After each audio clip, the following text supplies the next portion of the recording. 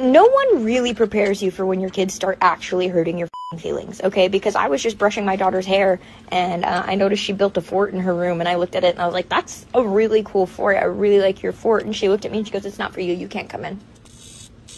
I didn't even get a chance to ask. I wanted to come in, but then I had to pretend that I didn't even want to go in her fort. I was like, yeah, I actually, it's not even, yeah. And then I just came outside, because it hurt my feelings. What do you mean? What do you mean I can't go in your fort? Your fort's cool as fuck. It's actually in my house. The house is my fort. Your fort's in my fort. Therefore, your fort is my fort. Okay? Let me come in that fucking fort, bitch. Oh my god, that hurt my feelings. Oh my god, that hurt my feelings. And why'd she do that? Why can't I go in her fort?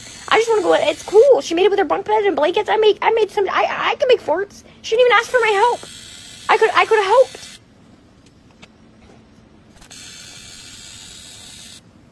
Anyways, the fort's not even that cool. I don't want to go in it anyways, actually. I'm fine out here, I think.